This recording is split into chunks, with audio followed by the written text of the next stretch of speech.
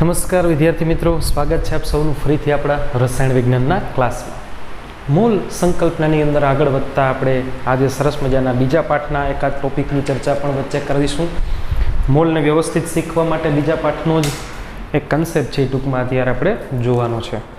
ચાલો તો શું છે બીજા પાઠમાં આપણે એક મુદ્દો ભણીશું, પરમાણવીય ક્રમાંક.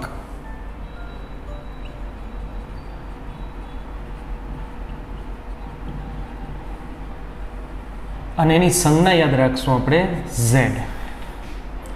શું છે પરમાણુ ક્રમાંક? કે તટસ્થ પરમાણુમાં, અહીંયા તટસ્થ શબ્દ છે ને હું થોડી વાર પછી લખવા માંગીશ, કે પરમાણુમાં રહેલ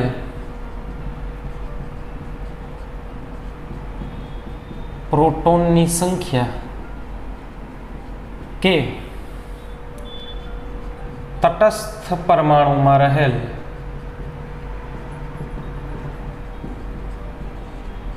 ઇલેક્ટ્રોનની સંખ્યા ને પરમાણુ ક્રમાંક Z કહે છે. પરમાણુમાં રહેલા પ્રોટોનની સંખ્યાને પરમાણુ ક્રમાંક કહેવાય. આપણે બધાને ખબર છે કે પરમાણુ ડાલ્ટનના કહેવા પ્રમાણે અવિભાજ્ય છે, પણ બીજા પાઠમાં આપણે જોઈશું કે ડાલ્ટનની વાત થોડી ખોટી હતી. પરમાણુના ટુકડા થાય, અંદરથી પ્રોટોન, ઇલેક્ટ્રોન, ન્યુટ્રોન આવો પરમાણવીય કણો નીકળે છે. એ પૈકી પ્રોટોનની સંખ્યાને આપણે પરમાણુ ક્રમાંક કહીએ. આમ પરમાણુ ક્રમાંક Z બરાબર પ્રોટોનની સંખ્યા અથવા ઇલેક્ટ્રોનની સંખ્યા. પણ ઇલેક્ટ્રોનની સંખ્યા તમે ત્યારે જ લખી શકો જ્યારે પરમાણુ કેવો હશે? તટસ્થ હશે. અધરવાઇઝ ઇલેક્ટ્રોન છે ઇક્વલ ટુ લખી શકાશે નહીં. બીજી વાત આપણે અહીંયા ભણવાની છે દળ ક્રમાંક. મતલબ આપણે જે પરમાણુ ભાર કહીએ છીએ એની જે વાત છે, જેની સંજ્ઞા કેપિટલ A છે. પરમાણુમાં રહેલ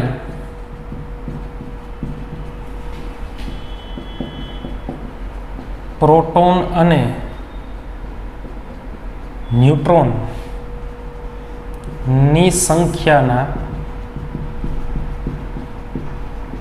સરવાળાને દળ ક્રમાંક A કહેવાય છે. આમ A બરાબર શું થાય તો કે પ્રોટોનની સંખ્યા વત્તા ન્યુટ્રોનની સંખ્યા. અને A બરાબર તમે Z પ્લસ N પણ લખી શકો, કારણ કે P અને Z બે તો એક જ છે, એટલે P ની જગ્યાએ તમે Z પણ લખી શકો. પરમાણુ ક્રમાંક વત્તા ન્યુટ્રોન બરાબર દળ ક્રમાંક. અહીંયા એક સૂત્ર યાદ રાખશું કે N બરાબર શું થાય? A minus Z. N શું છે? ન્યુટ્રોનની સંખ્યા છે. Z પરમાણુ ક્રમાંક, એ દળ ક્રમાંક, P પ્રોટોનની સંખ્યા છે. દળ ક્રમાંક એટલે કંઈ નહીં, આપણું પરમાણવીય દળ. યુનિફાઈડ માસમાં, એટમિક માસ યુનિટમાં જે માપીએ છીએ એ એટલે A. શું કામ વજન છે માત્ર પ્રોટોન અને ન્યુટ્રોનની સંખ્યા જેટલું જ થાય? કારણ કે ઇલેક્ટ્રોનનું વજન ખૂબ જ ઓછું હોય, આપણે એને અવગણીએ છીએ. એટલે પ્રોટોન એનું વજન આપણે કેટલું ધારીએ? સાપેક્ષ વજન 1 યુનિફાઈડ માસ. ન્યુટ્રોનનું પણ કેટલું ધારીએ? 1. એટલે જેટલા પ્રોટોન હોય અને જેટલા ન્યુટ્રોન હોય એનો સરવાળો થાય એટલું યુનિફાઈડ માસ વજન કોઈ પરમાણુનું છે એવું આપણે કહી શકીએ છીએ.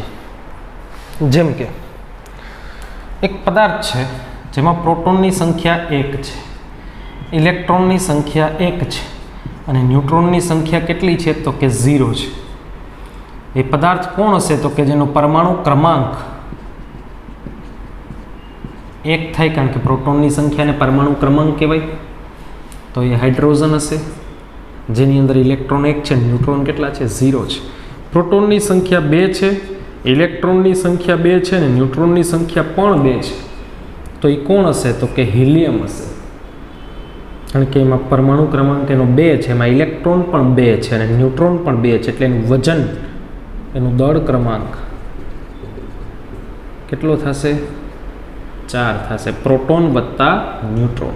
એનો પરમાણુ ક્રમાંક કેટલો થશે 2. પ્રોટોનની સંખ્યા અથવા ઇલેક્ટ્રોનની સંખ્યા એનો પરમાણુ ક્રમાંક કહેવાય ને આ એનો દળ ક્રમાંક 4 થઈ ગયો છે.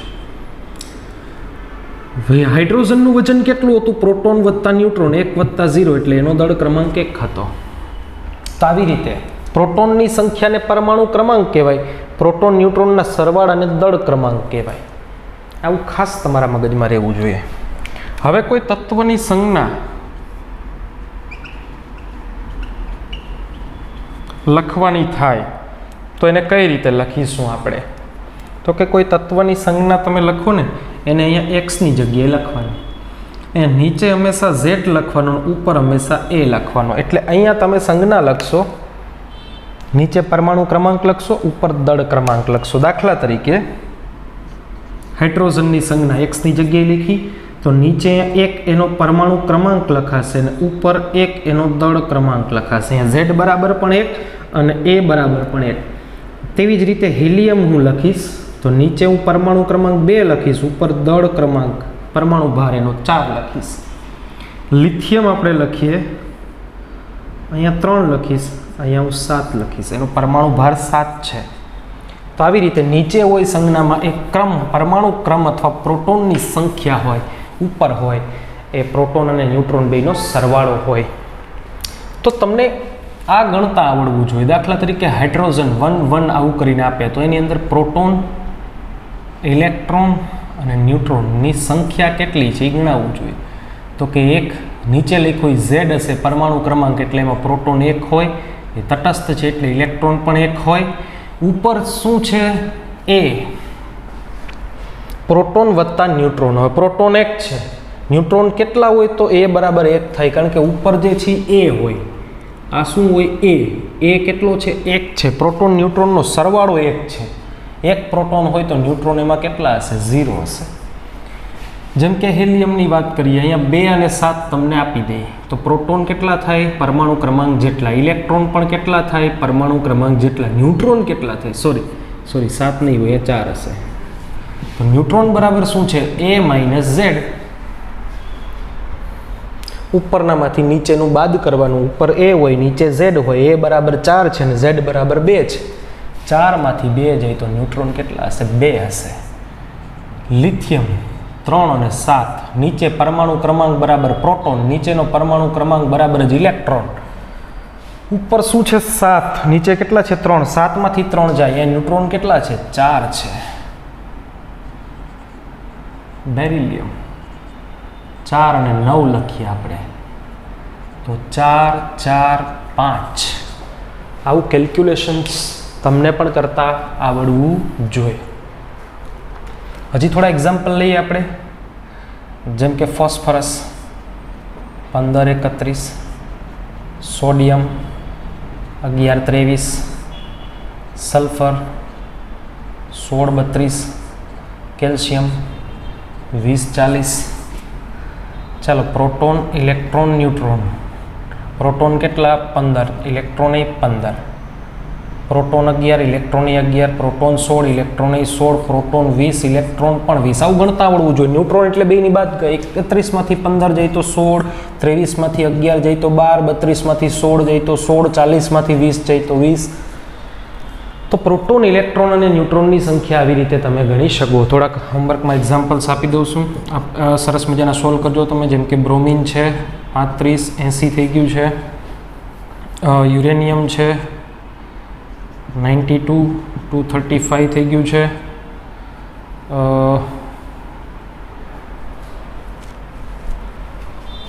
ક્લોરિન છે 17 થઈ ગયું, અહીંયા હું 37 લખી દઉં છું.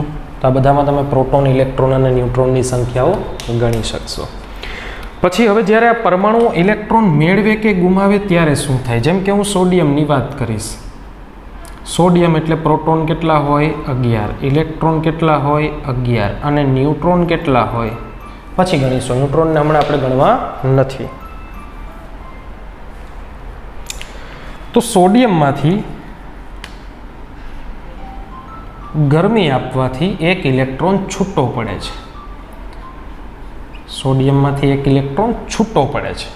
તો પ્રોટોન તો હજી 11 ના 11 જ છે, પણ એક ઇલેક્ટ્રોન જતો રહ્યો એટલે ઇલેક્ટ્રોન કેટલા થઈ ગયા છે? 10.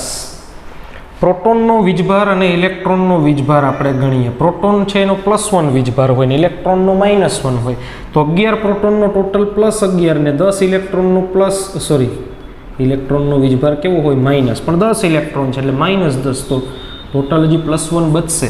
અહીંયા ઉપર તમારે લખવા પડે.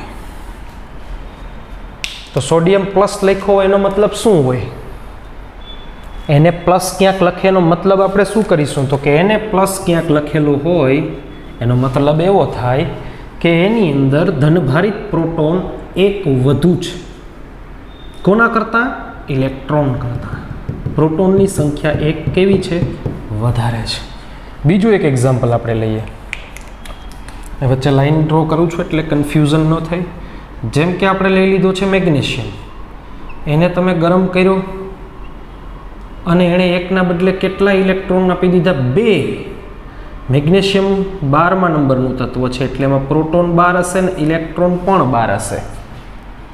પરંતુ એને ગરમ કર્યો, 2 ઇલેક્ટ્રોન જતા રહ્યા તો કેટલા વધે? 10. ધનભાર +12 અને ઋણભાર -10, તો ટોટલ એની ઉપર વીજભાર કેટલો આવશે? +2. એટલે તમને ક્યાંક આમ મેગ્નેશિયમ પૂછી દે કે મેગ્નેશિયમ +2, તો એની અંદર પ્રોટોન તો કેટલા? 12 જ હોય. પ્રોટોનની લેવડ દેવડ થાય જ નહીં. પરમાણુ ક્રમાંક બરાબર પ્રોટોન. 12મા નંબરનું મેગ્નેશિયમ, એમાં 12 પ્રોટોન હોય જ. પણ ઇલેક્ટ્રોન કેટલા હશે? તો કે +2 છે એ જોવાના. +2નો મતલબ 2 પ્રોટોન વધુ છે, 2 ધનભાર અહીંયા વધુ છે. એનો મતલબ ઇલેક્ટ્રોન એના કરતાં 2 ઓછા, એટલે કેટલા લખવાના? 10.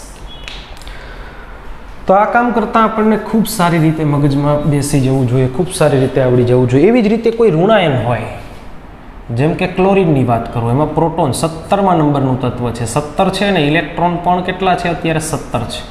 હવે એને તમે ઇલેક્ટ્રોન આપો તો એ ક્લોરીનમાં ઇલેક્ટ્રોન આપ્યો, પ્રોટોન 17 છે પણ ઇલેક્ટ્રોન એક આપ્યો એટલે કેટલા થઈ ગયા? 18. +17 ને -18, તો ક્લોરીન ઉપર માઇનસ વીજભાર લખાય. કોઈ ઇલેક્ટ્રોન મેળવે તો ઋણભારિત બને ને ઇલેક્ટ્રોન ગુમાવે તો ધનભારિત બને છે. સો આપણે એને +11મા નંબરનું તત્વ, મેગ્નેશિયમ +2 12મા નંબરનું તત્વ, Cl -17મા નંબરનું તત્વ, સલ્ફર 2 -16મા નંબરનું તત્વ છે, એલ્યુમિનિયમ +3 એ 13મા નંબરનું તત્વ છે, ફ્લોરિન -1 એ 9મા નંબરનું તત્વ છે, ઓક્સિજન 2 એ 8મા નંબરનું તત્વ છે, અને નાઇટ્રોજન 3 એ 7મા નંબરનું તત્વ છે. નીચે લખ્યો એ પરમાણુ ક્રમ હોય. વજન લખવું હોય તો લખી શકાય. સોડિયમનું અહીંયા 23 હોય, મેગ્નેશિયમનું 24 હોય, જેને આપણે A કહીએ છીએ. પણ એની જરૂર નથી એટલે હું લખતો નથી. ન્યુટ્રોનની સંખ્યા હું પૂછતો જ નથી. આમ તો લખી નાખીએ, ચાલો કેલ્ક્યુલેશન સાથે થઈ જાય.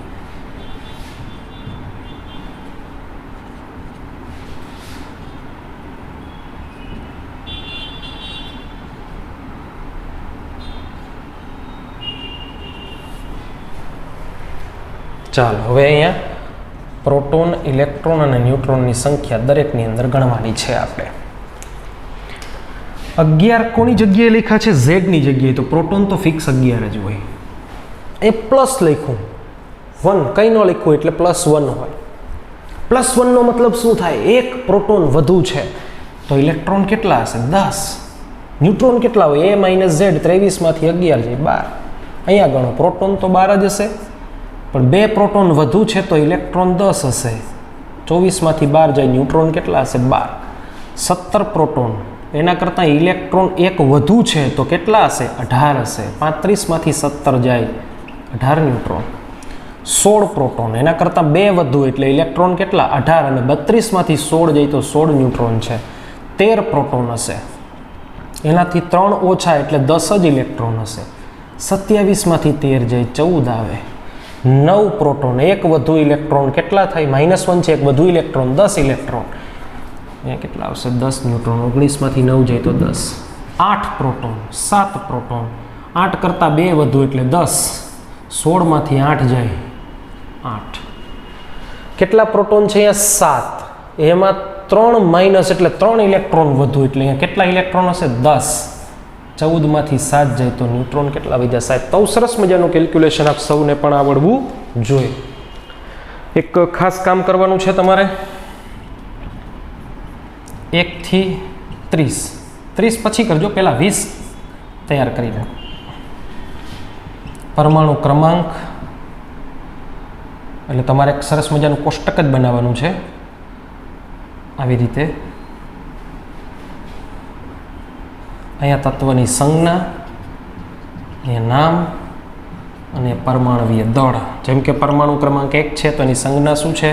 હાઇડ્રોજન છે. એનું નામ શું છે? હાઇડ્રોજન. એનું વજન કેટલું છે? 1. વજન શેમાં લખવાનું? યુનિફાઈડ માસમાં. પરમાણુ ક્રમાંક 2 તો એ કોણ છે? તો કે હિલિયમ. એનું વજન કેટલું છે? તો કે 4. 3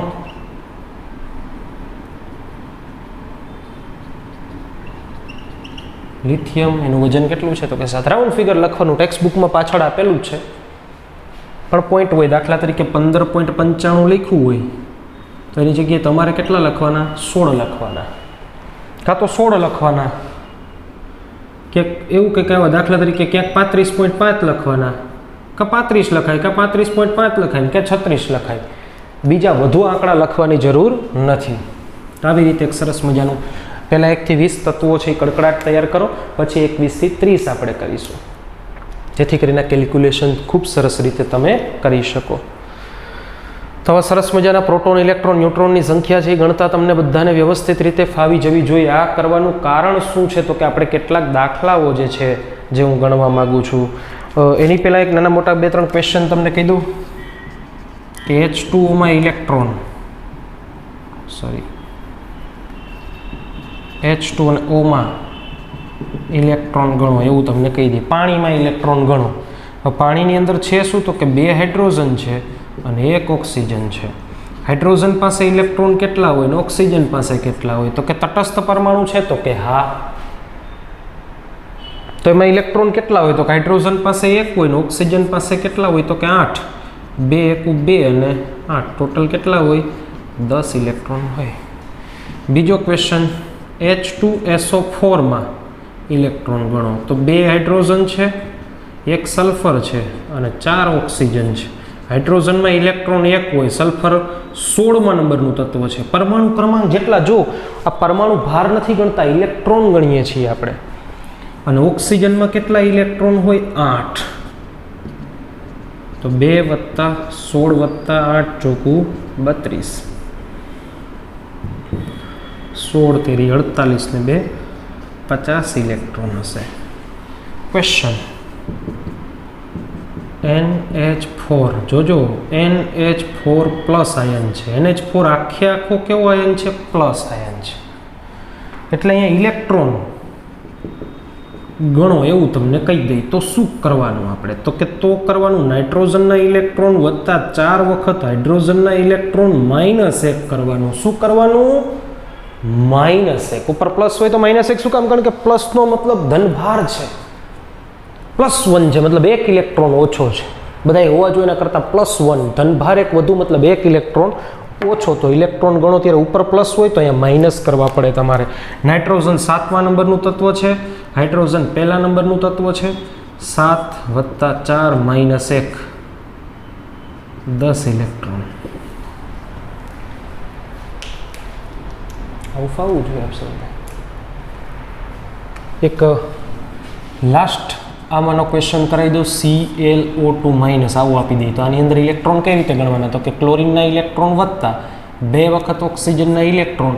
ઉપર -1 છે એનો મતલબ એક એક્સ્ટ્રા ઇલેક્ટ્રોન છે, ઋણ ભાર છે, તો અહીંયા +1 કરવાનું. ઇલેક્ટ્રોન ગણીએ છીએ. ક્લોરિનના 17, ઓક્સિજનના 8, 17 ને 8 દુ 16, 17 દુ 34 માંથી 1 જાય અને 1 પાછો આવે એટલે 34 ઇલેક્ટ્રોન છે. તો આવા ક્વેશ્ચન આપણને પૂછાય તો આવડવા જોઈએ. ઇલેક્ટ્રોનની સંખ્યા એક આખા અણુની અંદર પણ તમને ગણતા આવડતી હોવી જોઈએ.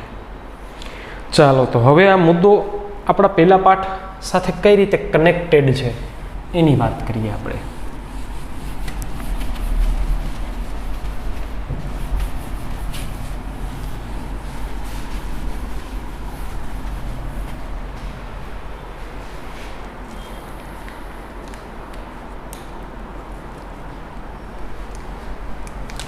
આપણે જે જૂના ક્વેશ્ચન ગણી ગયા એમાં જ પાછા આપણે કે 4.25 ગ્રામ NH3માં ઇલેક્ટ્રોન, પ્રોટોન અને ન્યુટ્રોન ગણો, આવું પૂછી નાખે આપણને. તો પહેલાં તો મારે શું ગણવાનું, તો કે એમોનિયાના અણુની સંખ્યા. એની પહેલાં મારે શું ગણવા પડે, તો કે મોલ. મોલ બરાબર શું થાય, વજનના છેદમાં અણુભાર. ચોકે 16 1/4 એટલે 0.25 મોલ અહીંયા એમોનિયા છે. બીજું કામ શું કરવાનું, તો કે NH3ના શું ગણી લેવાના, અણુની સંખ્યા. અણુની સંખ્યા n બરાબર શું થાય, મોલ ગુણ્યા એવોગેડ્રોઆંક. મોલ કેટલા એવા 0.25, એવોગેડ્રોઆંક આપણે એમને રહેવા દઈએ, હમણાં કેલ્ક્યુલેટર નથી માટે. તો 0.25 એને એમોનિયાના અણુ થઈ ગયા છે. હવે એક NH3 અણુમાં ઇલેક્ટ્રોનની સંખ્યા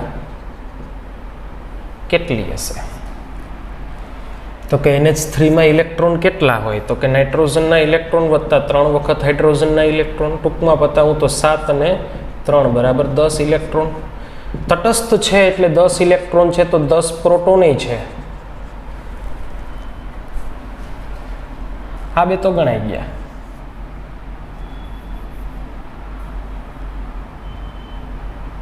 હવે 4.25 ગ્રામ NH3માં કુલ ઇલેક્ટ્રોન કેટલા, તો એના બરાબર તમારે 10 ગુણ્યા NH3ની શું કરવી પડે, સંખ્યા કરવી પડે. 10 ગુણ્યા આની સંખ્યા કેટલી એવી, તો કે 0.25 Na,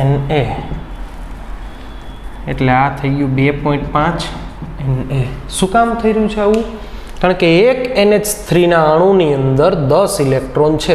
એવા NH3ના 4.25 ગ્રામમાં આટલા અણુ છે, અને કેટલા વડે ગુણશું, 10 વડે ગુણશું ત્યારે તમને કુલ ઇલેક્ટ્રોન મળશે. એક NH3માં 10 ઇલેક્ટ્રોન, તો આટલા NH3માં કેટલા ઇલેક્ટ્રોન, તો કે 1 ગુણ્યા 10. ન્યુટ્રોનની સંખ્યા,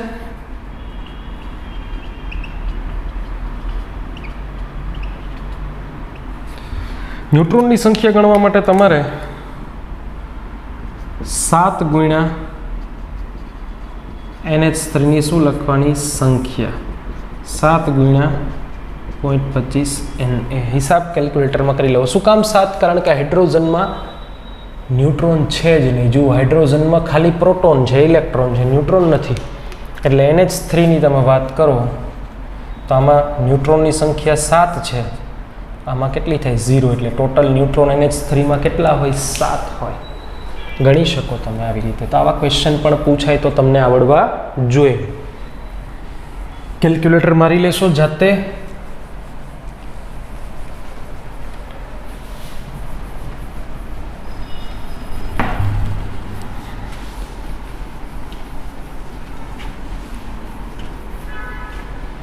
ચલો એના પછી 3.6 ગ્રામ NH4 પ્લસ. ક્વેશ્ચન થોડો બદલાવીને, 3.6 ગ્રામ, આ વખતે NH3 નથી, NH4 પ્લસ માં આપણે શું ગણવાનું છે, પ્રોટોન, ન્યુટ્રોન, ઇલેક્ટ્રોન ગણો, એવું પૂછી નાખે. પહેલાં તો NH4 પ્લસ છે, એની અંદર પ્રોટોન કેટલા છે, ઇલેક્ટ્રોન કેટલા છે ને ન્યુટ્રોન કેટલા છે એની ગણતરી આપણે કરી લઈએ, એટલે સહેલું થઈ જાય. તો જો નાઇટ્રોજન જે છે એમાં પ્રોટોન કેટલા હોય, 7, ઇલેક્ટ્રોન કેટલા હોય, 7, અને ન્યુટ્રોન પણ કેટલા હોય, તો કે 7. પછી 4 શું આપી દીધા છે, હાઇડ્રોજન. બધાયમાં પ્રોટોન કેટલા કેટલા હશે, 1 હશે. બધાયમાં ઇલેક્ટ્રોન પણ કેટલા હશે, તો કે 1 હશે. ન્યુટ્રોન બધાયમાં કેટલા હશે, તો કે 0 હશે. સો પ્રોટોનની સંખ્યા 7, 8, 9, 10 અને 11 થઈ ગઈ છે. ઇલેક્ટ્રોનની સંખ્યા 7, 8, 9, 10 ને 11 થઈ ગઈ છે, પણ એ બધાયની વચ્ચે સંયુક્ત પ્લસ વીજભારનો મતલબ 1 ઇલેક્ટ્રોન ઓછો, પ્રોટોન કરતાં 1 ઇલેક્ટ્રોન ઓછો, એટલે 11ના બદલે કેટલા લખાશે, 10, કારણ કે NH4 +1 આયન છે. તો આમાં જો 11 પ્રોટોન હોય તો ઇલેક્ટ્રોન 10 જ હશે, કારણ કે તો જ +1 ચાર્જ આવે. ન્યુટ્રોન કેટલા છે, તો કે 7.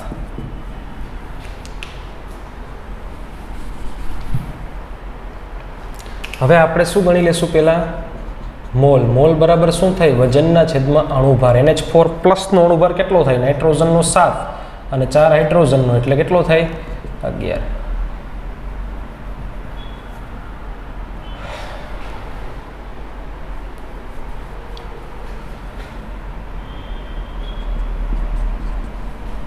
હવે NH4+ ની સંખ્યા આપણે n વડે દર્શાવીએ. બરાબર શું થાય? મોલ ગુણ્યા એવોગેડ્રો અંક. અહીંયા મોલ કેટલા આવ્યા? 1/5 Na. હવે પ્રોટોન, ઇલેક્ટ્રોન, ન્યુટ્રોન ત્રણેયની સંખ્યા કેટલી થાય? તો કે પ્રોટોન હોય તો 11 વડે ગુણવાના, ઇલેક્ટ્રોન હોય તો 10 વડે, ન્યુટ્રોન હોય તો 7 વડે. કોને ગુણવાના? NH4 ની સંખ્યાને. કેટલી છે? 1/5 Na, 1/5 Na, 1/5 Na.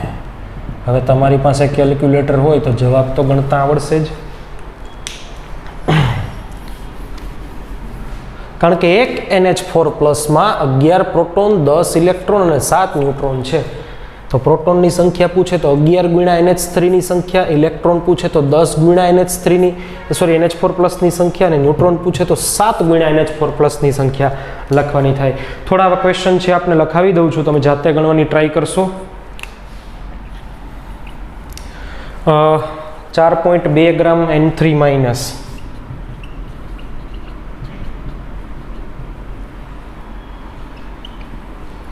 એના પછી છે 0.6 ગ્રામ કાર્બન. ઉપર વજન એનું 12 લખું છું. 12 મતલબ એનો પરમાણુ ભાર A, જેની સંજ્ઞા A છે, ઉપર લખીએ ને આપણે પરમાણુ ભાર. એના પછી છે 2 ગ્રામ હિલિયમ.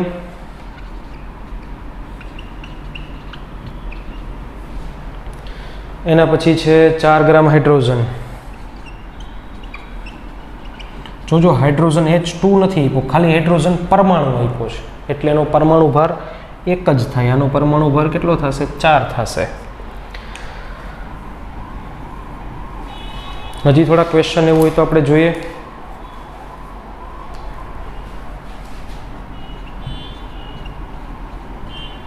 $5.6 litre SO2. લીટર આપ્યા તો કંઈ નથી કરવાનું, 22.4 વડે ભાગશો એટલે શું મળી જશે? મોલ મળશે. મોલ મળશે પછી સંખ્યા મળે પછી કોના વડે ગુણવાના? તો કે અણુની અંદર રહેલ પ્રોટોન, ઇલેક્ટ્રોન, ન્યુટ્રોનની સંખ્યા વડે ગુણવાના છે.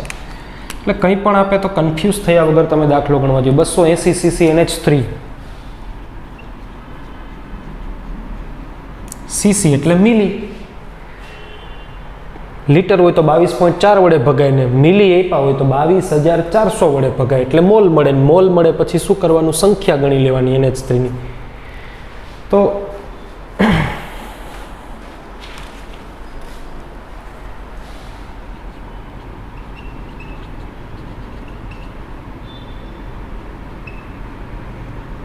પ્રોટોન, ન્યુટ્રોન, ઇલેક્ટ્રોન બધામાં એક જ, જો કે પ્રોટોન, ન્યુટ્રોન, ઇલેક્ટ્રોન જ આપણે ગણવાના છે. તો આટલું હોમવર્ક કરશો એટલે આપ સૌને સરસ મજાનો આઈડિયા આવશે કે કઈ રીતે આ દાખલાઓ છે ગણી શકાય છે. સરસ મજાના દાખલાઓ આ બધાય હોમવર્કમાં લખી નાખવાના છે. તો બીજા પાઠનો મુદ્દો હતો પરમાણુ ક્રમ અને દળ ક્રમાંક. એ પણ આપણે જોઈ ગયા છીએ, કારણ કે એની અંદરથી પણ મોલને લઈને પ્રશ્નો છે પૂછી શકાય છે. માટે સરસ મજાની તૈયારી સાથે આપણે એને ટેસ્ટ પણ જોઈશું, અને એમાં કંઈ નથી સમજાતું તો તમે એની અંદર કોમેન્ટની અંદર પણ મેસેજ કરી શકો છો. Thank you.